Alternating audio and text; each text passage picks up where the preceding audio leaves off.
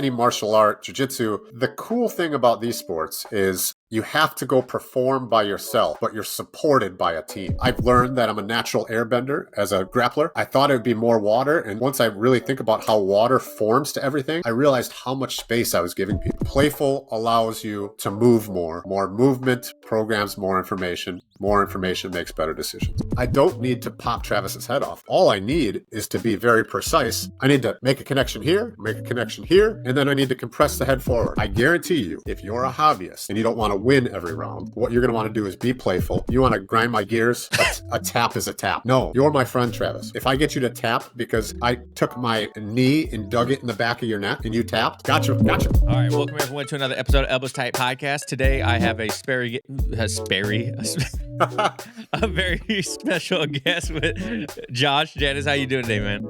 Man, I'm doing wonderful. I would say I'm doing very good, if you would. And that's going to stay in. I'm not going to remove that. Oh, please. Yes.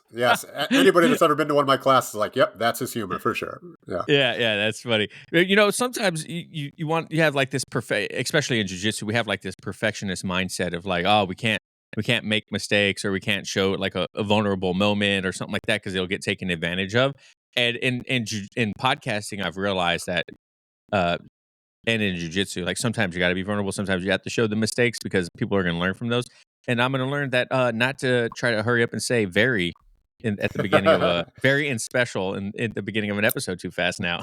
But look, it turned out you took that chance. Instead of holding the person there, you took the chance on doing a back step or doing some sort of weird gator roll. And now, hopefully, somebody laughed at that. You know, yeah. Whereas they would be like, oh, it's just another, bringing the podcast in. Nope. Now we teed it up with a wonderful dad joke. Right. So, hey, Josh, let's go ahead and get straight into who you are, how you got into jiu-jitsu and everything like that. Give people a little bit of context to who you are. Sure. I am, Joshua Janis from Milwaukee, Wisconsin. Been doing Brazilian Jiu-Jitsu for 20 years when you add it up. My first class was in 2000 when I was a freshman in college. And then there was like a 3.5-year gap. Who knows what I was doing? Probably partying too much. And then ever since, then the school that I transferred to offered it as credit back in 0405 is wonderful. And so, of course, the student that I was like, wait, I can get credit for doing this thing that I used to do? Yeah, let's do that. And then from that, ever since, I've been training jiu-jitsu. That's awesome. I don't know why we don't have more of, like in Japan, they have like judo, they have all these like martial arts as part of like just like everyday curriculum. Like in high school, it's like one of those things you take is judo, right? And I guess it's equivalent to wrestling for us. Like, America has a huge wrestling, but I would love to see more thrown into like the school system as like an opportunity to learn a martial art or something like that. We have like we're even like getting rid of like shop programs and vocational schools and stuff like that. I'm like, no, bring that back. Like kids, they give everyone a chance to learn something kind of cool, and having a variety of sports, especially grappling sports like judo or wrestling, jiu-jitsu or something like that. I think that'd be kind of cool too. Hey man, these sports also, like whether it be wrestling, boxing, any martial art, jiu-jitsu, the cool thing about these sports is, at least to me, you have to go perform by yourself, but you're supported by a team. As opposed to football, and I love watching football too. I'm not trying to shit on football, but it is different in that you can do your job. You're one of 11 people.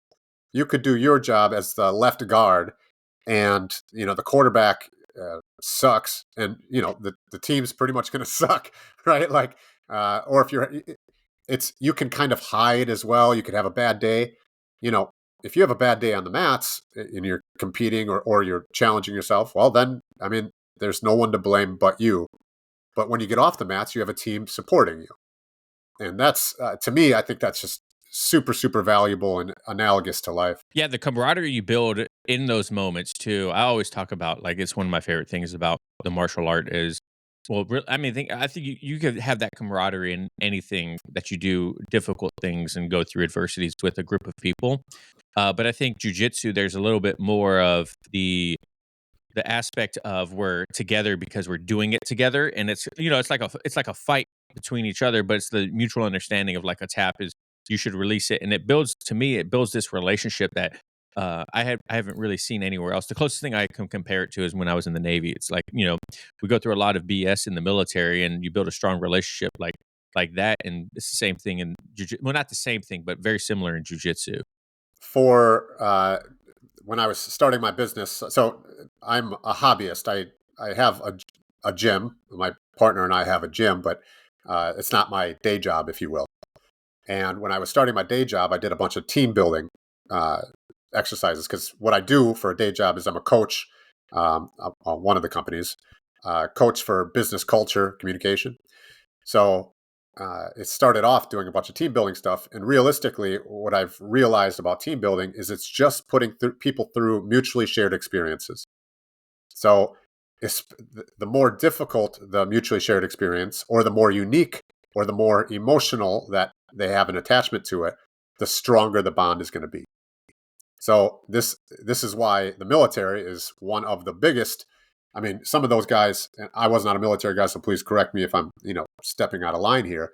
But you have people that you're like, man, I would die for that fucking guy Oh yeah, or for that absolutely. gal, right?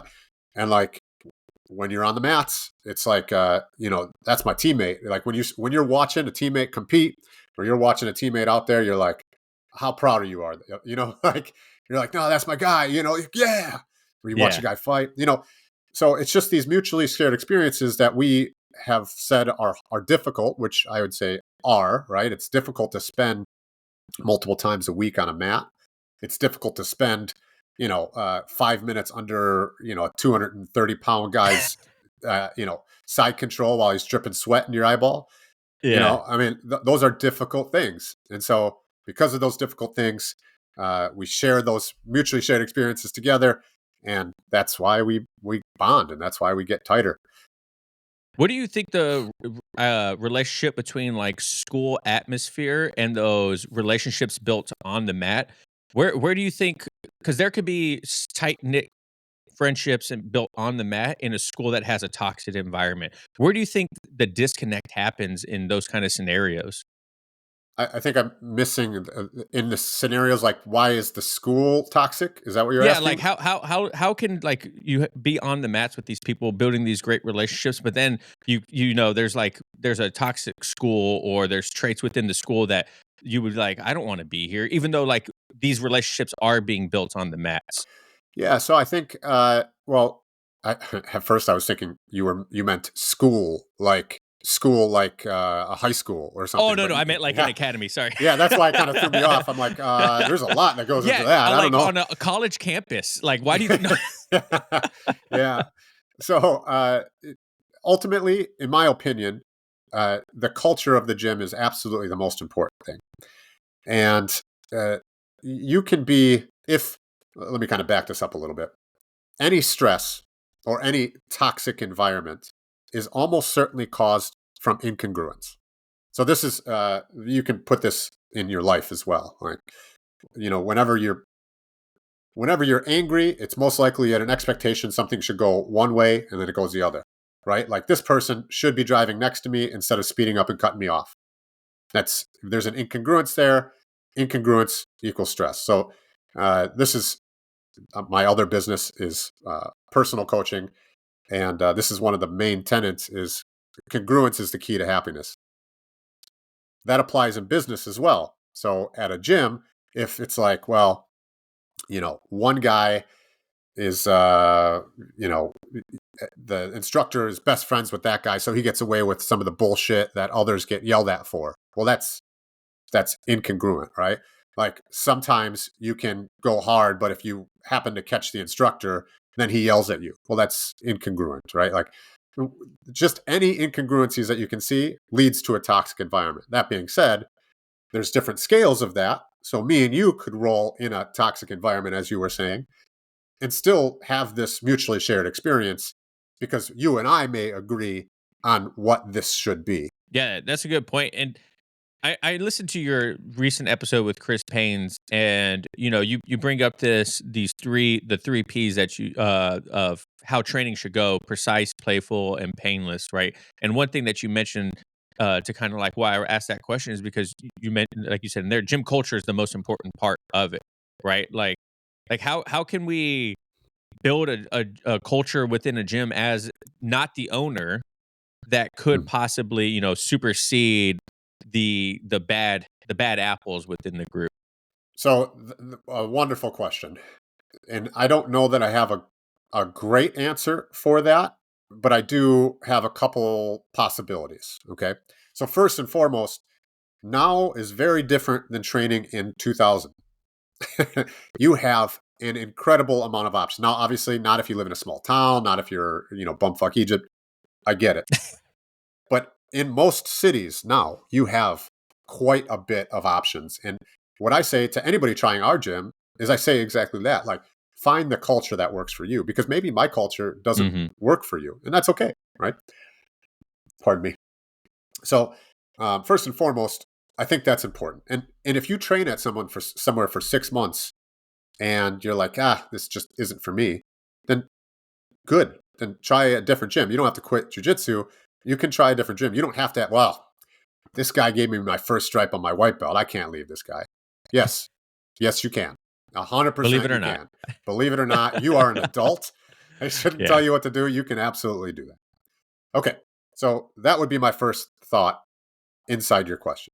Second thought would be you can only impact what you can impact. So in any given opportunity, you can be the culture that you want to be. So if you hear, some guys talking shit about a teammate, don't join in, right? Like you don't have to be like, oh yeah, that guy sucks. that was my shit talking apparently. Oh Yeah, that man, g's that guy, terrible. yeah, huh? Just one of the guys over here. Just yeah, that guy sucks. They're Uh, like, "What?" yeah, but we were talking about you, man. Anyway, Yeah. so anyway, that was as an example. You don't have to join it. Okay. Additionally, when you roll, you don't have to roll to the death. So one of the things that I travel, I'm very blessed to be able to travel a lot and do jujitsu, meaning with seminars. So I'm a BJJ Globetrotters coach. I go to other camps, coach at different camps. I do seminars all the time. So I roll with a lot of people. And I roll with a lot of people. Let's say, if there's 200 people at a camp, 20% of those are going to be guys that want to prove themselves. Like, oh, I've seen that guy's videos. I've seen that guy, I see that guy rolling. I want to, I want to prove myself against him. And it's not, I don't even blame them necessarily. That's how they are. That's how they've grown up in the sport. They want to see how good they are versus somebody who's been doing it for a while. I get it. Right. But the fact of the matter is, if you're me, a 165-pound, 41-year-old that's a hobbyist, I can't do every role like that. So it might be your Super Bowl, but it's my safety, right? Yeah. So instead of having to sit around and like say, okay, well, do this, to go light or whatever, I feel their energy. I take a second. Every roll, I don't grab and I don't have tension. I don't. My arms are like noodles.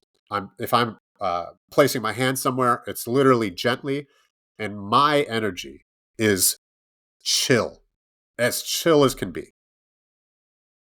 What happens? What's interesting about humans is we're mirrors.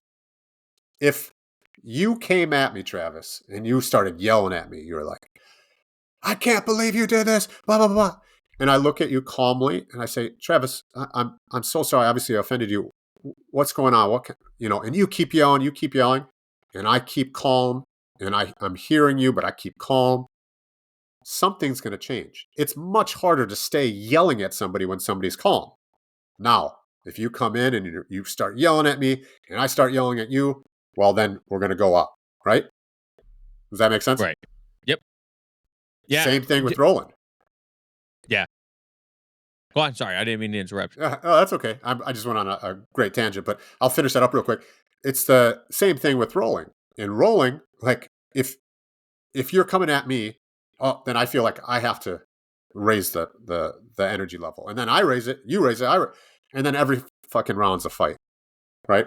Yeah. So I don't, I can't handle that physically. That's not how I want to roll. Like, so I don't. Very, very, very, very, very rarely do I up that energy. And if they get into a good position, cool. If they submit me, cool, right? And luckily, I am blessed with the fact that like I've been doing this for quite a long time, so I can defend myself and not have to bring my energy up. And I get that there's some of that too. But for the most part, like just taking that ego out of the way, and it's interesting. 90% of those people will calm down. Like they'll roll just fine. It'll be a flow roll. And 10%, it's just like, well, fuck it. I guess this is what we're doing. You know, like I can't do anything about it. Like I'll stay calm, but you know, sometimes it's just like this is what I'm in for, and kudos to that guy. So when you talk about those 3 Ps, once again, the painless, precise, and playful, do you take that into your training even when you go do these globetrotters and you drop into these other academies? Is that like your main goal during your training time? Yeah, it's not that like I it's even more important to do there. So if I I'm a well, front headlock stuff, but like especially guillotine, like I have guillotine glossary 1 and 2 on BJJ Fanatics. Like guillotine, I have the most depth of knowledge as on as far as any move. And so like if I guillotine somebody outside at wherever that's not my home, I always do this at home too, but especially when I'm not at home, I say, "Oh, Travis, how was that okay? Was that cranky? Or was that, you know, were you going to, did that hurt at all?" Like I literally ask every time. Like it's not like, unless I've rolled with them a bunch or, you know, whatever, it's the fourth key. I know most of the time I know, and so I'll let go of cranky stuff or, but I think it's even more important. And then, I don't know if you know who Preet Mickelson is. Yep. Yeah. Okay. So Preet is a friend of mine. Love Preet. Very Estonian. A couple of years ago, we were rolling and I had him in a guillotine setup, and he's yelled after, and I didn't like put juice on it, meaning like I didn't squeeze, I didn't feel like I had it 100%, like technically very precise. Could I have finished it? Maybe, but it wouldn't have been on what I would consider on brand for me. That's not what I'm looking for. It wasn't like it was world championship, right? And we had like a half an hour conversation after this. It's like, well, why didn't you do this? I'm trying to work on my guillotine. And I get that, right? But we didn't talk about that beforehand. He was trying to work on defense, of course. And, you know, so I got that. But also, what am I going to fucking just go after this bear, you know, this like, this defensive jiu-jitsu legend that like, you know, Yeah. I'm just going to start cranking. That doesn't fucking make sense either. Like, you know, if beforehand he would have been like, hey, if you get this, give it, right? Like, all right, I get that. Then we're talking, but then we can play about it. But I'm just not going to do that. But he was legitimately perturbed that that I didn't like go for it, you know. How did But you come up? Where did in your journey did these values come from? Like, is it a previous injury that happened? You're like, hey man, I need to switch it up, and you kind of started building this mindset, or like, how did this all happen? well, it's just I see so many people get injured, and I felt like how my body was, and like I just thought about it. Like, you know, growing up, my first jujitsu back, like I said, back when I was a freshman in college, like I trained at a place called Dave Strasser's, who was an old UFC guy in Kenosha, Wisconsin, and like it was part of his house. He like, you know, put some mats in the house, and like, you know, you get some water, you go walking into his kitchen, and like, you know, there were some pretty big names there at the time, like Big Ben Rothfeld was there, and like uh, let's see, Nick Aguilar, no, whatever, all local but big at the time guys, and you know, that was more of a you go in, you get beat up, and then when I went to when I made it to my next place where I spent, well, outside of Henry Matamoros, who was like the main guy in Milwaukee. Once I made it to Nutriground, where I trained for 15 years, it was like, again, like I would be nervous to walk in. Like we would go significant harder, and like as you gain wisdom, it doesn't seem like it needs to be that way. Like it just like why are we trying to win every round when we all have to go to work tomorrow? And there, please understand, there's a difference between, hey, I need to get some training rounds in that are really hard because I have a competition coming up. I get it, or I have a fight coming up. That's a different story. I'm talking about a random Tuesday night. Like, what the fuck are we doing, right? And so, like, when you really think about it, what the fuck are we doing? Why are we trying to kill each other? Why not understand exactly what's happening, right? Like, I've seen so many rear naked chokes, rear naked strangles, uh, that are okay. You put the arm underneath here, lock it up, and squeeze. What the fuck is that? What's happening? Why am I doing that? Like it's and on everything, just everything. And so once you think, okay, wait, I don't need to pop Travis's head off. All I need is to be very precise. I need to make a connection here, make a connection here, and then I need to compress the head forward. How I do that, the world's your oyster, right? But that's what I need to do when I'm on your back. Connection here. It doesn't need to be a heavy connection. No. It literally just needs to be a wet noodle coming through and just a connection. And as I compress everything forward, well, then I'm kinking the hose. No pain, more efficient, more effective. So why wouldn't I do that version instead of put your arm under here and squeeze? But we all parrot what we've known forever, or known, right? We just parrot what our coach says, but like, let's understand what we're doing, because then I know that if I have something and I can't compress your head, well, why am I on a random Thursday afternoon going to just break my arm across your trachea? Like, maybe I get you to tap from that pain, but what fucking good is that? Like, Yeah. like nobody in a high end level competition is going to tap from that. Additionally, now you have to drink weirdly out of a straw for the next 2 weeks. Like, it's just, none of it makes any sense to me. So I don't know that I can point at an exact moment on when it happened, but over time, the more that I saw, the more that I was like, hey, we can do this a different way. Like, let's really get people understanding what they're doing, right? Like, how are they breaking an arm? Although, as Chris says, which I fucking love, spraining an arm. It sounds way less. It sounds like it takes the bite out of it, as he says, like, because that's actually what you're doing. You're not. I mean, the arm can break, and there are instances where that. But realistically, we're trying to viciously sprain an arm. So let's learn how to do that. It's going to make us better when we're precise, and it's not going to be as hard on our bodies. So we can train more, which means that we're going to get better at jiu-jitsu.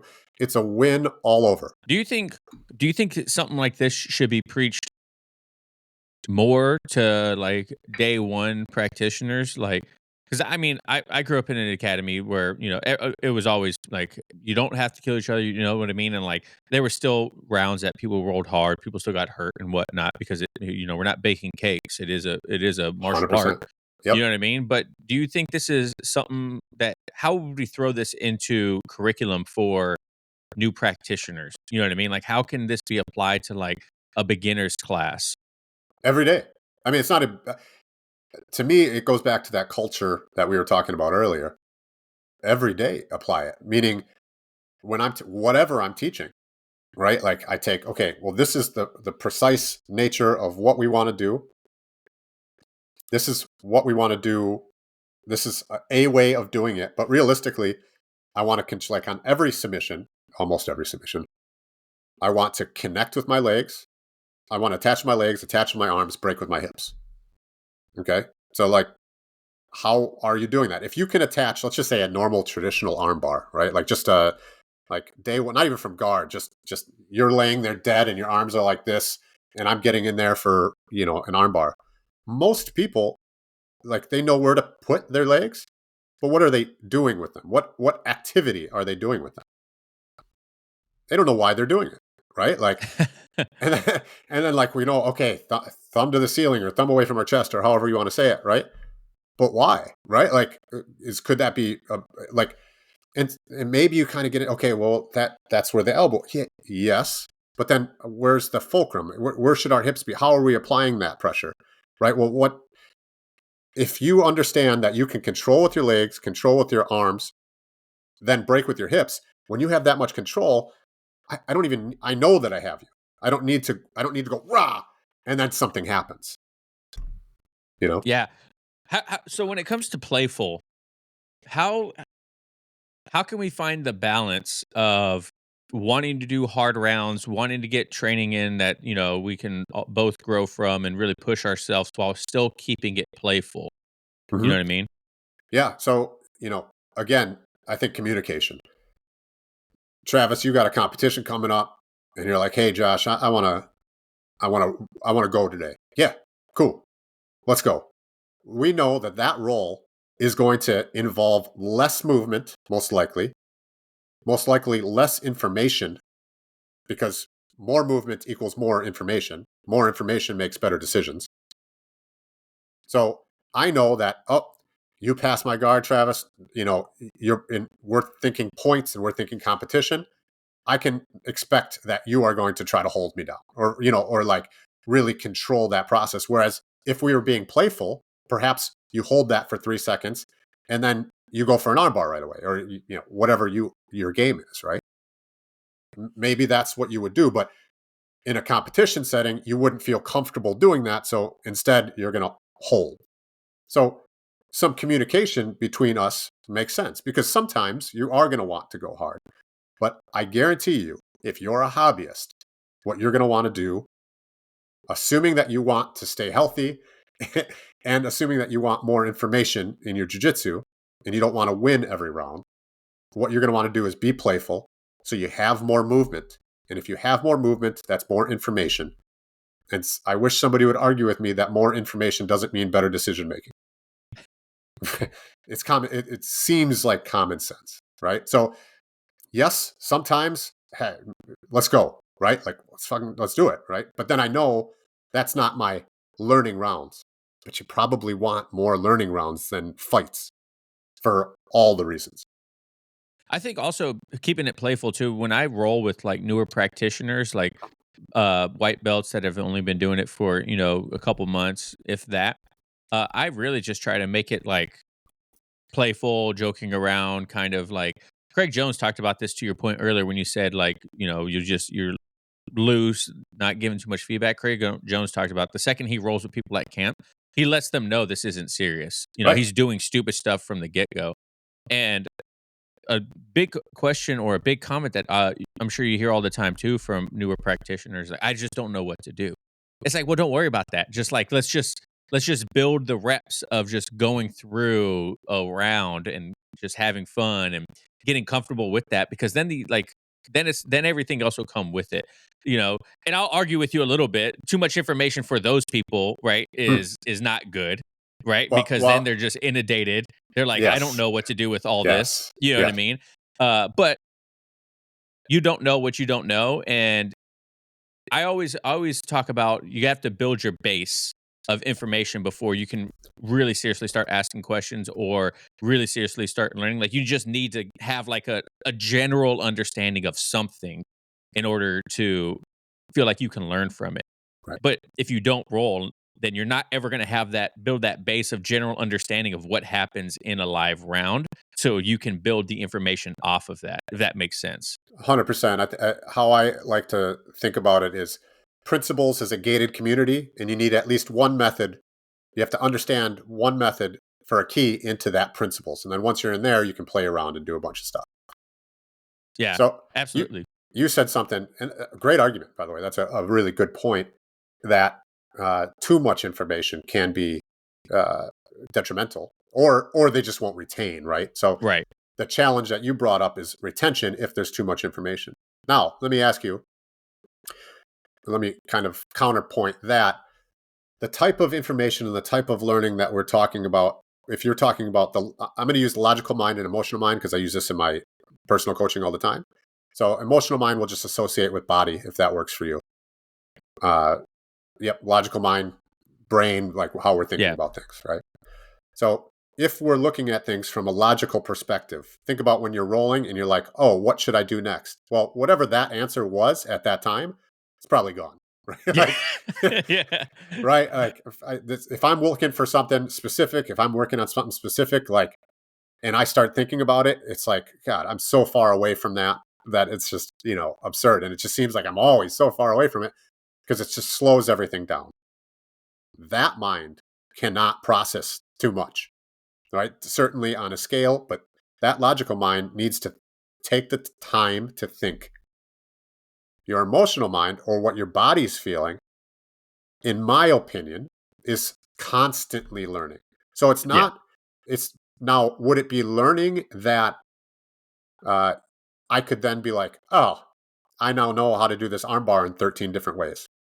No, but it is learning in that for some reason I know that I can kind of stay out of that armbar if I just kind of wiggle my shoulder just a little bit, right? But that applies so many different places, and you subconsciously or through your emotional mind picked up that information.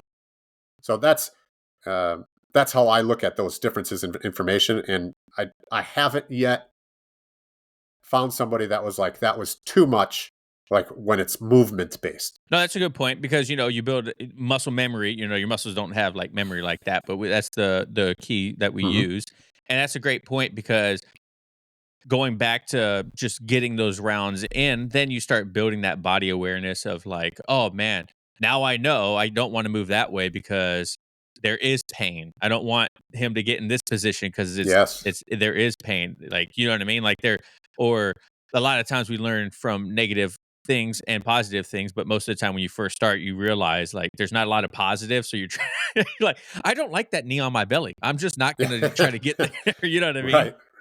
Yeah, absolutely. Absolutely. Yeah. So when we are training on the mats and we are feeling pain in these positions or these submissions or whatever it is, how can we take that as a learning opportunity to know how to correct it with with the information we have, if that makes sense, right? So if we're like we are having our arm fully extended and we're like, holy shit, that kind of hurts. How can we use that information to learn next time I don't want to get there? Hmm.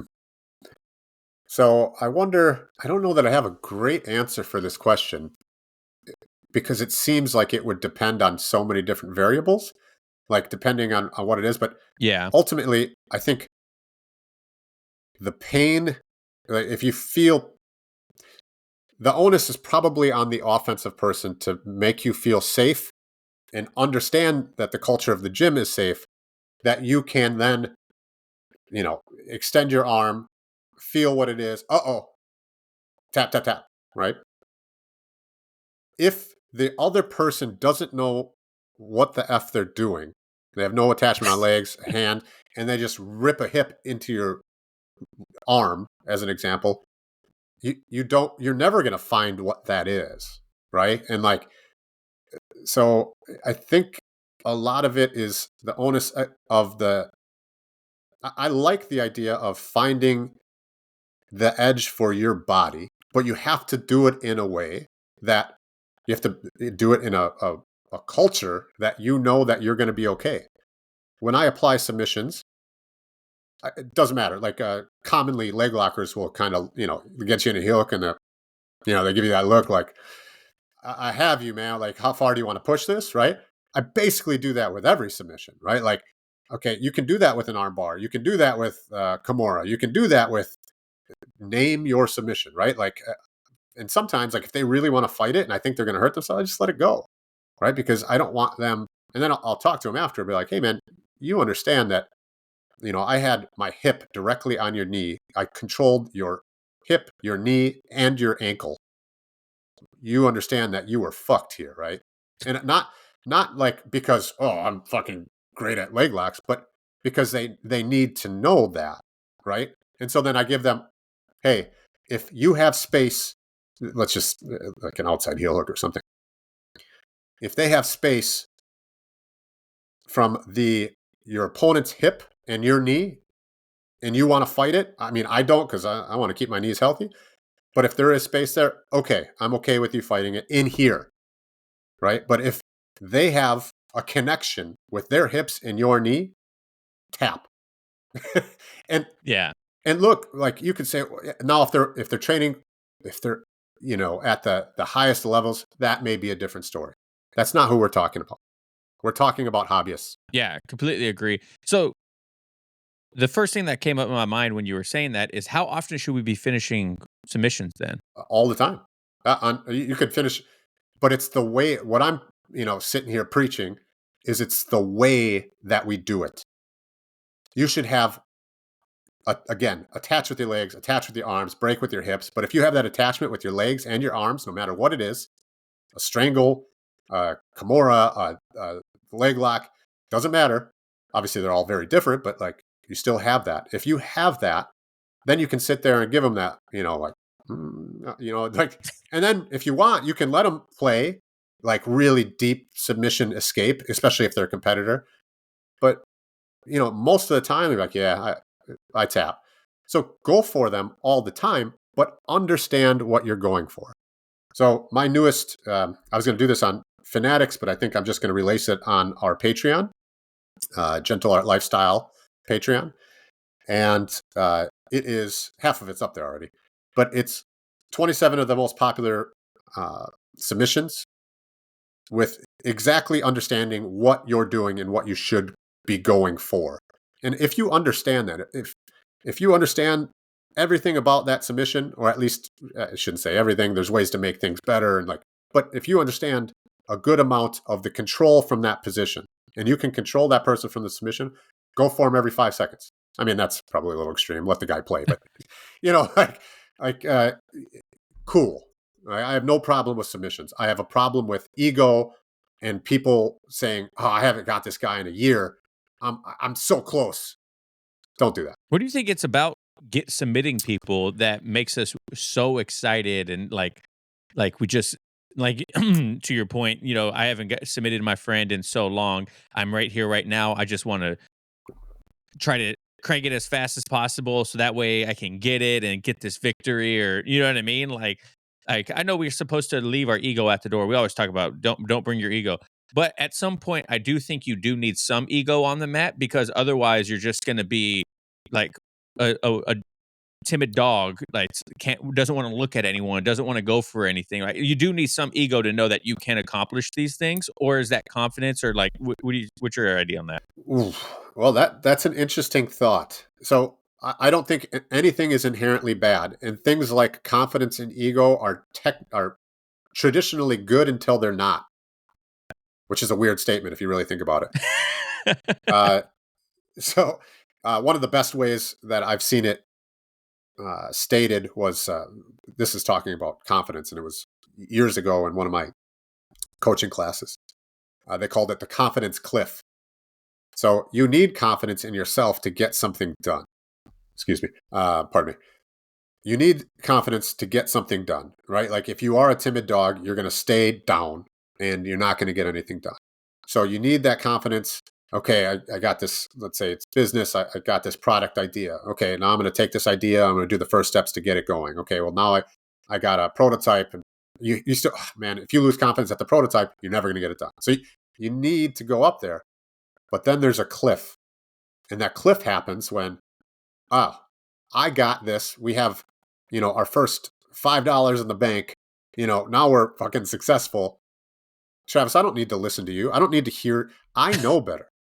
I know that the problems that you're telling me that we're having in the factory, I know that that's bull. You just work harder. That's that, then that confidence is what's going to kill you. Right. So you've already off the cliff on that. So you're right. Ego's the same way. You need to not need, because I think there are other ways. Ego isn't a bad thing to experience life and experience jujitsu to a certain degree, but once it stops you from getting good information and puts blinders on, then it becomes a bad thing. Yeah, absolutely.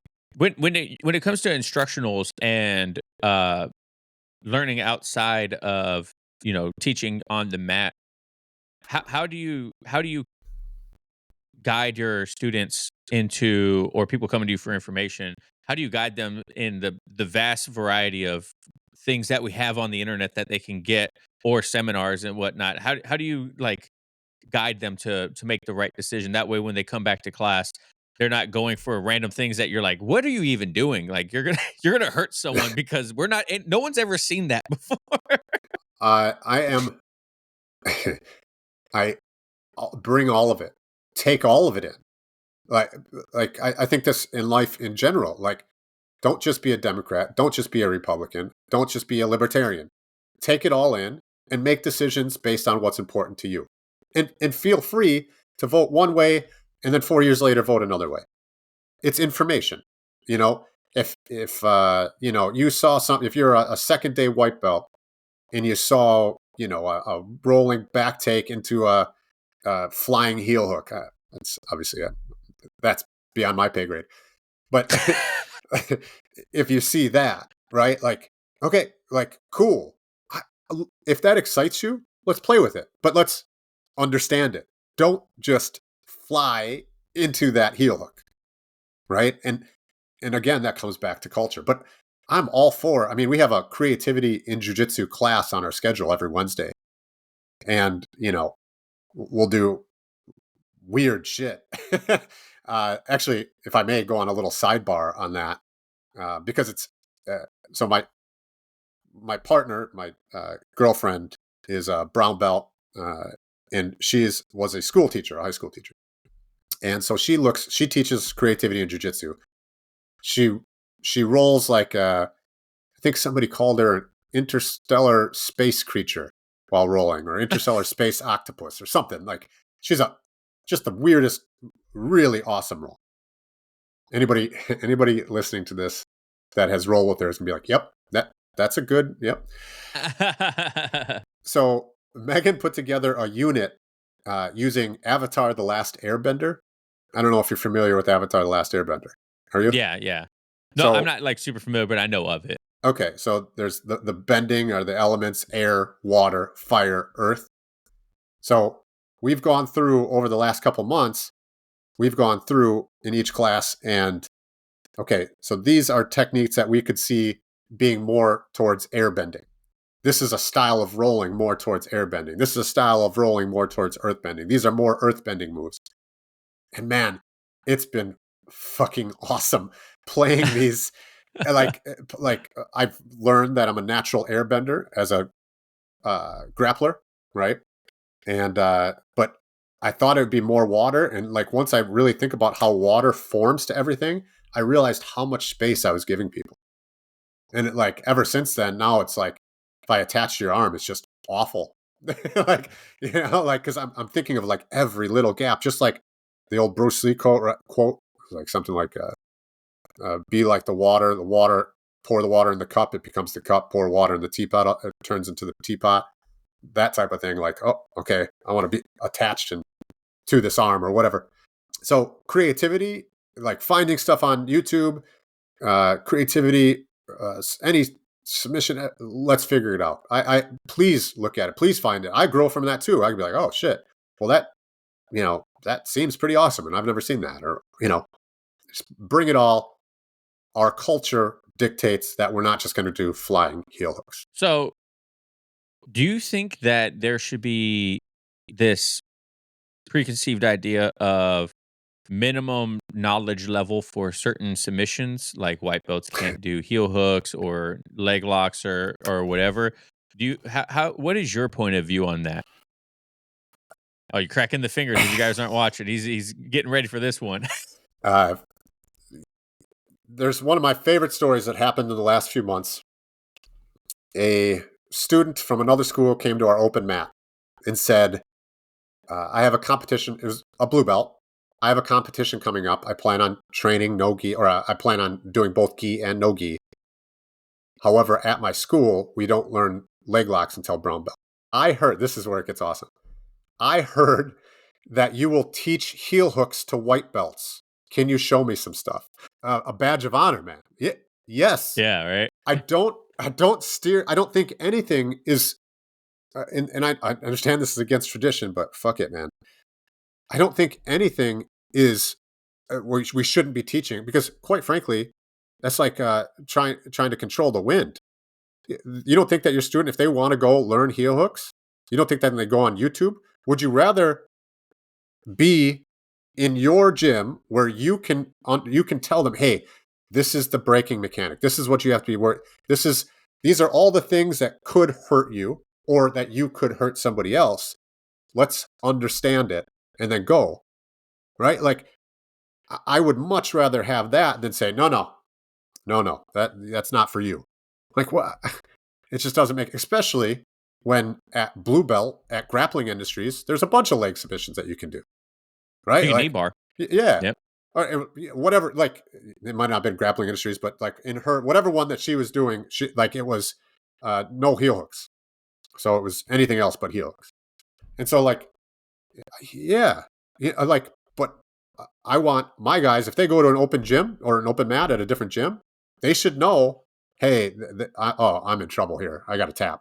Or they should know, I caught this guy, but I don't want to rip his fucking leg off. And then, those White Lotus guys are always painful and not precise. Like, no, information. I want to help people get the information that they want to do. Travis, if it's your, if you've been grappling for a month, but you have some sort of natural disposition to going upside down, cool. Let's play with that. Let's play with it. I'm not saying that you shouldn't also learn other things, but like, let's play with it. Let's see, because my journey isn't your journey. So how do you handle new practitioners when it comes to your class? Do you have a beginner's class or like an on-ramp, or do you just throw them straight into the Shark Tank day one? Yeah, I just beat them up. No. Welcome to the dojo. Yeah. I preach all this. And like I said, incongruence, right? I preach all this and I just beat the shit out of them. No. This is what you could be. Yeah. Yeah, we have a white belt method class, which is the only class that I have a whole curriculum that I created. In that curriculum, I have 4 white belt method class specifically. And then in that class, I try to get them to start on one of those 2 days. It's a Tuesday or a Thursday. So I try to get new people to be there on that particular class. And then we have on a Mondays what's more like an ecological class. Now, I have a little bit of challenges with eco, but there's a ton of good stuff about it, right? Like, and just that a live drilling with, to me, a little bit of a game and making it even and understanding that we're both working together. Like Chris says, solving a puzzle, that's great. Then we have creativity and jiu-jitsu. And then we have a long form rolling class where like no explosive movements, no holding for any amount of time. You're going about 20% and we're rolling for 10 to 20 minutes, depending on, what the guy who rings. Interesting. Dude, it's amazing. And then in that class, especially, I'll put myself in crazy shit. Like, because I know that if they're going to try to submit me, we're still rolling, but it's at a 20% level. So like once it's like, oh no, all right, I tap, right? Like, so anyway, I think I lost my question. That's right. We were talking about beginner's class. Beginner's class, yeah. So I teach them all, man. I all the information, and if you're interested in something, awesome. I don't try to curb that. I'll help. I'll give you the sugar as long as you eat your veggies too. Earlier you mentioned the being able, if the gym culture isn't right, and this conversation's really revolved a lot around gym culture and the people that are in the academy. How can people know before signing up if it's right for them or not? What are some tips you could give them to find the right academy? Well, I mean that's tough because the right academy is going to be different for different people. So I'm not sure that I could say things that I like, but that may not be for you. I mean, like there's some I don't even want to start up. There's some schools that are very popular that I don't think is good, right? Like, and so if I were to give you an answer to that, then it would be quite biased, right? But if I guess just like anything, talk to the person, feel their energy. If you understand what I'm saying with that, like roll with people. How helpful are people? If that's your thing. Right? If your thing is, I want to be a fucking world champ, well, then look around and say, okay, well, how are these guys going? How are these guys training? How what is their record with training people and winning competitions? What there's so you have different things to look out for what it is that you want. By the way, Yeah, I sorry, I want to make yeah, sure go ahead. I am providing. I think a good coach in general provides perspective. I don't think so. Like when like one of my businesses is, I say personal coaching, but life coaching. Whenever I heard life coaching, I'm like, what the fuck? Why would anybody? Why would anybody like think that they know that like they're that much better than me that they're going to coach me? That's not what it's about at all. It's about having somebody to provide perspective because all the judgments that I've made put blinders on and I'm missing information. So everything that I say on these podcasts, like, yeah, I'm passionate about, but that's you don't need to be passionate about. And I'm not even saying that I'm necessarily right. I'm just providing a different perspective.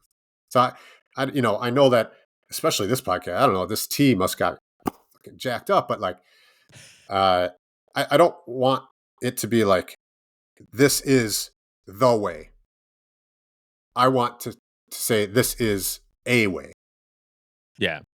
Yeah, I usually tell people, if they're at an academy or they're looking for a new academy or whatever, I always tell them the first thing that you should look for in an academy should, not you have to, but if it fits your lifestyle, right? If you can afford it, if it's close enough, if it has classes that you can attend, right? All these things are very important, right? Like, Sure, yeah, man. are kids welcomed? Like, is it an environment you want your kids to be in or your spouse or whatever, right? Like, those are all things that like you should look for right away. And then it's like, what are your goals within jujitsu? What do you want? Do you just want to be a hobbyist? Then it's a lot easier to find an academy. Do you want to be a world champion?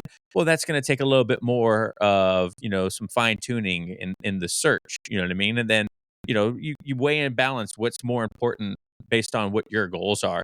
And I've seen some people actually heard me say that. I had got a message from someone and they're like, "Hey, that was such a great way to look at it because I was driving X amount of time to an academy because I really liked it there.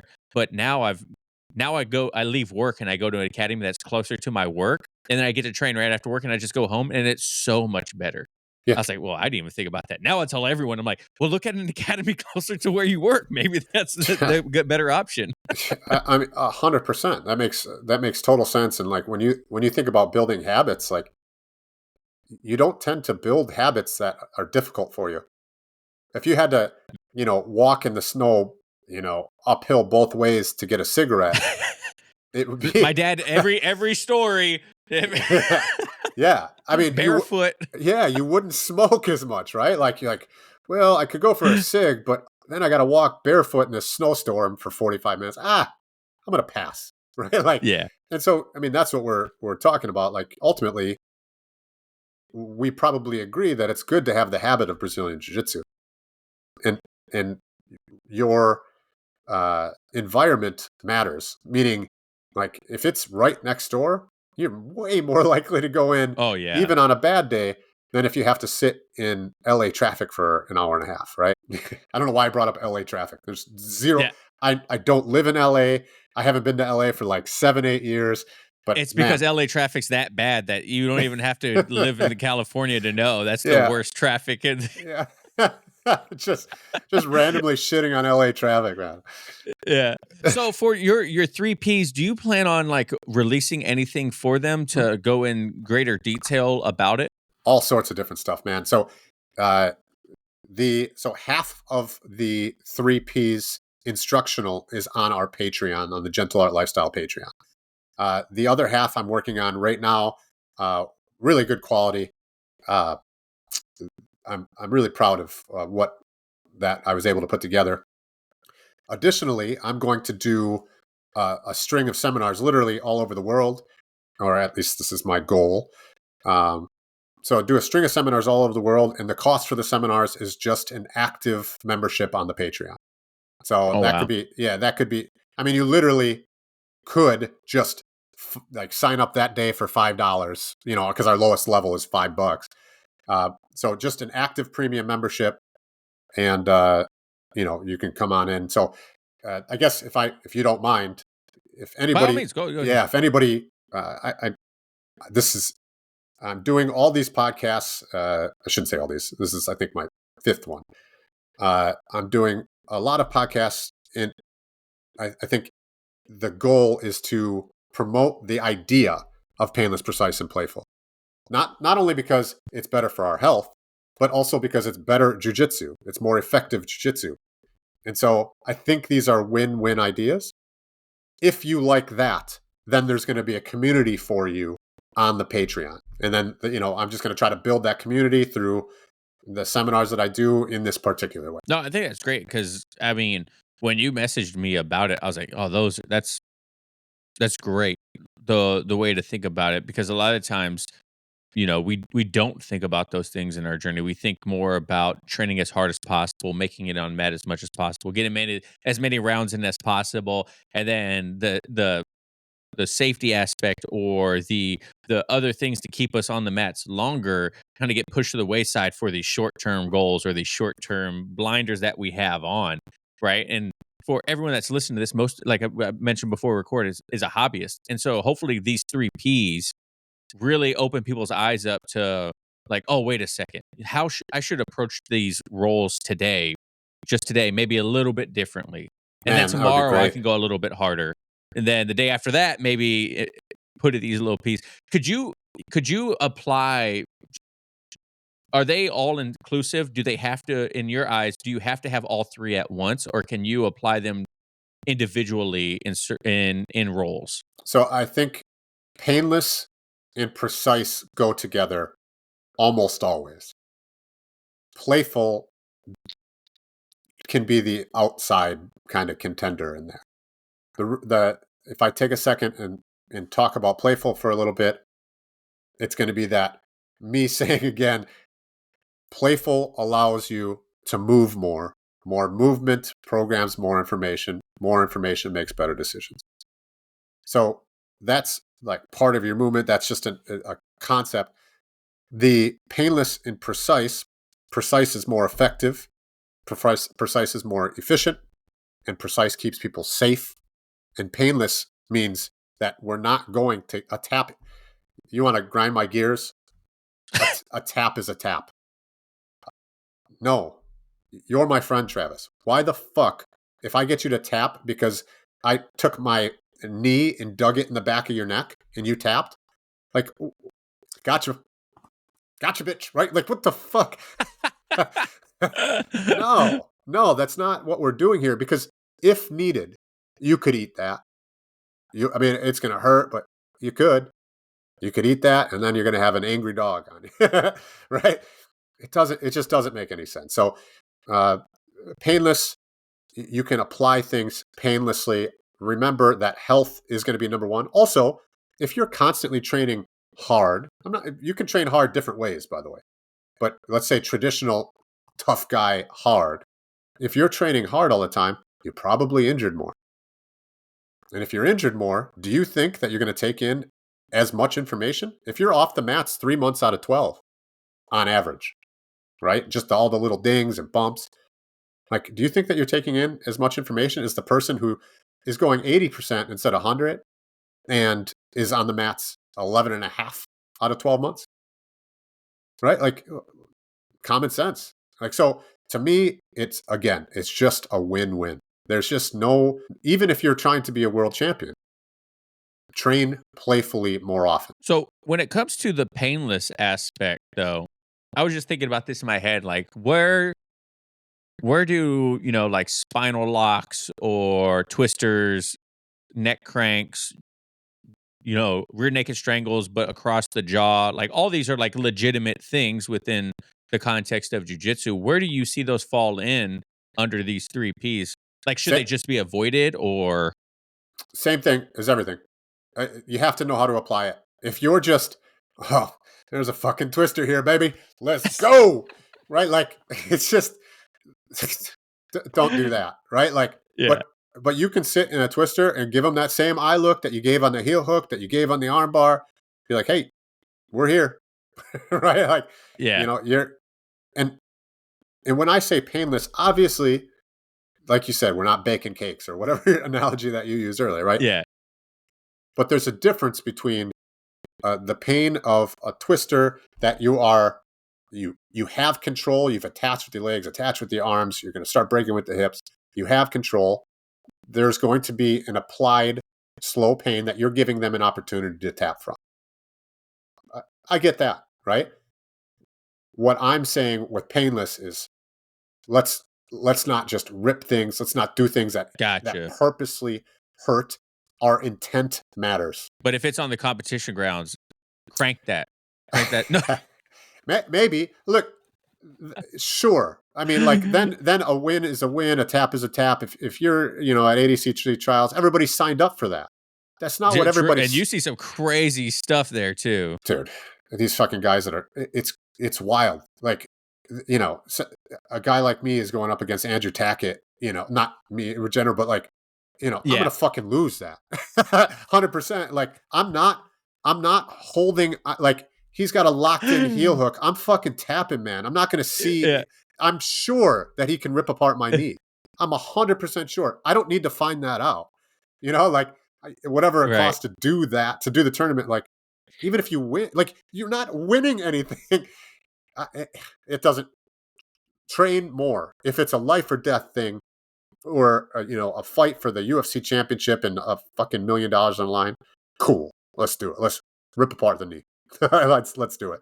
But like, other than that, man, I just don't see a situation where that makes a ton of sense. If it's 6 p.m. on a Tuesday, you just left work, you got to go home, make dinner for your kids, it's probably not worth it. Probably not. Right? And if it is, find the gym that is worth it. That's not White Lotus. That's not our gym. Good point.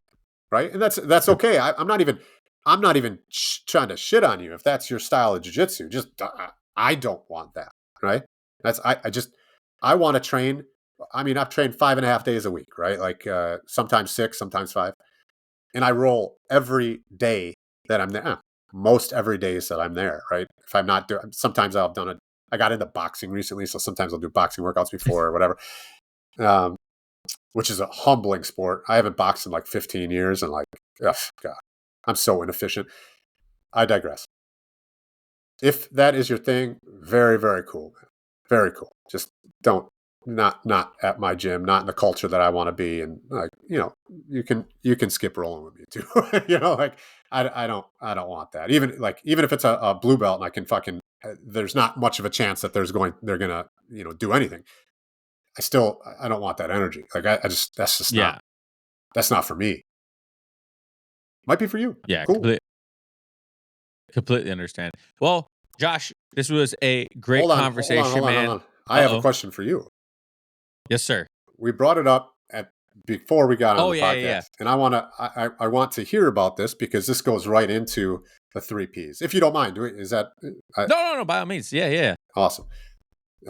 So I had read on an interview that you did that you said that jiu-jitsu, or something like this. Of course, I'm paraphrasing, but jiu-jitsu made you feel like you were 10 years older. Can you explain that?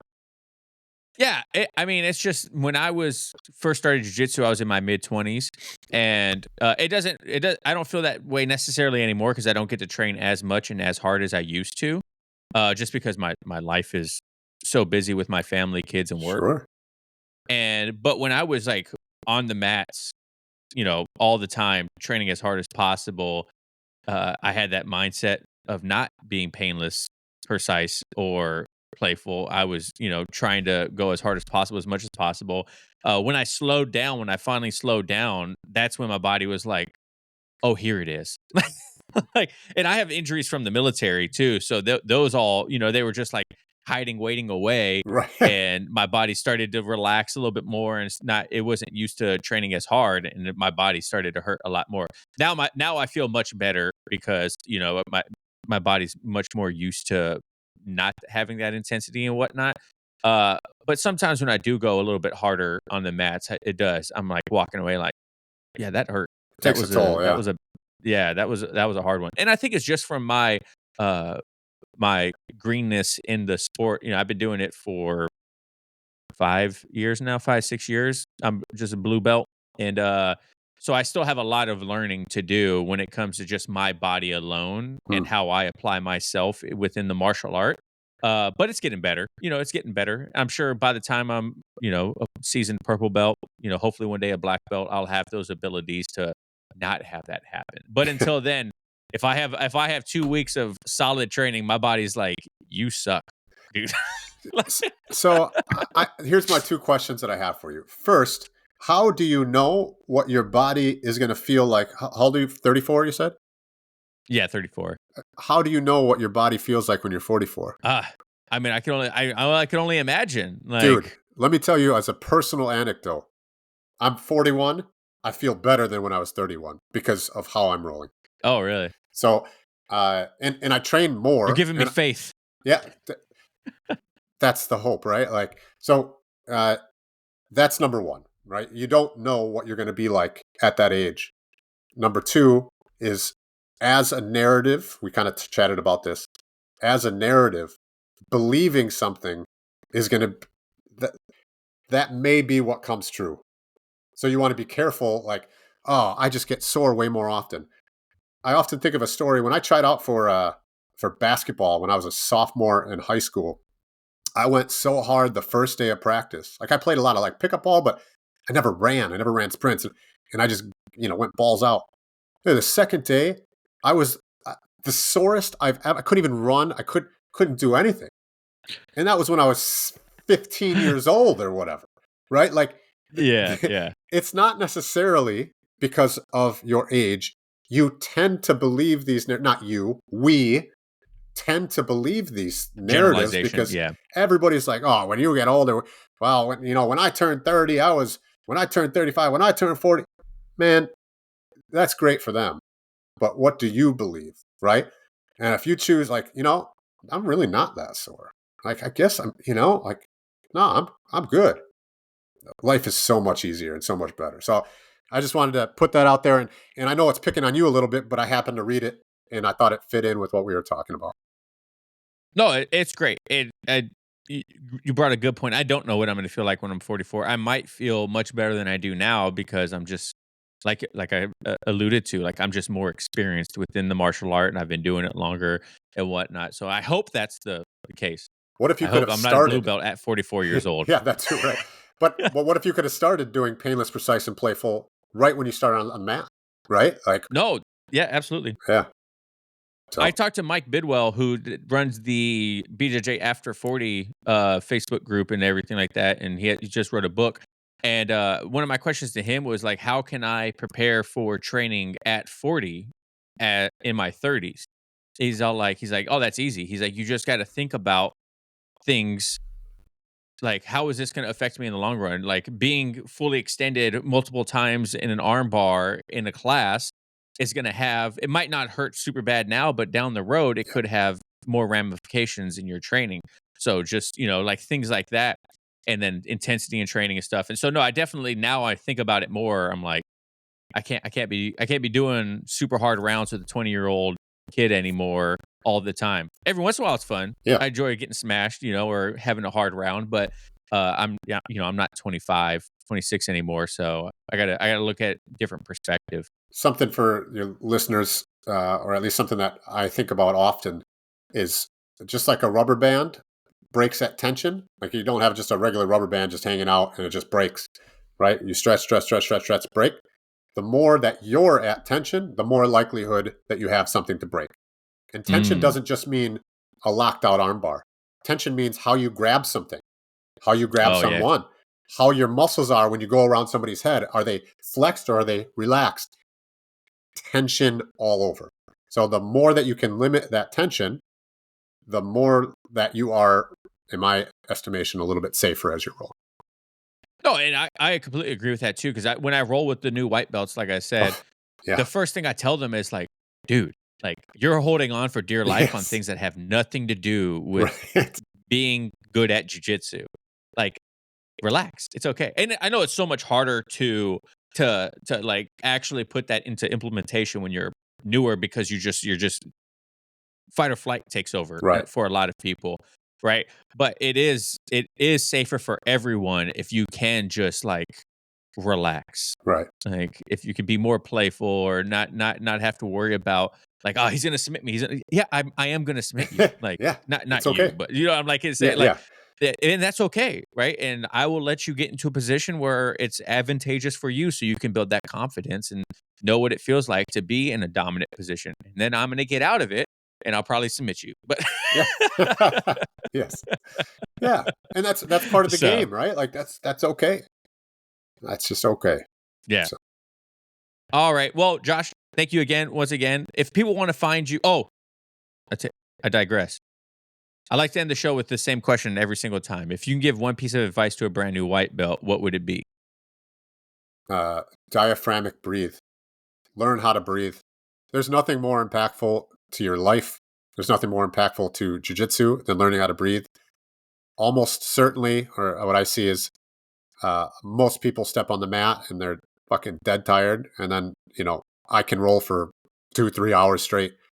And it's not because I'm some fucking super athlete. It's because I've learned how to breathe. So, diaphragmic breathe, learn how to breathe. We go over some of that stuff on the Patreon as well. But I don't think there's anything more important than breath. If people want to find you, check out your stuff, where can they find you at?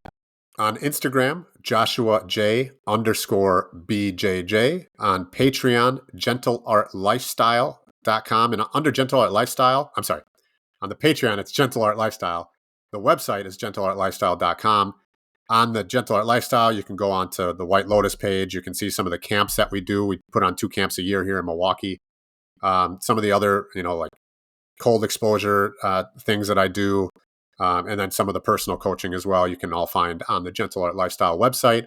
But if you want to be a part of the community, and you can join the Patreon for free, certainly.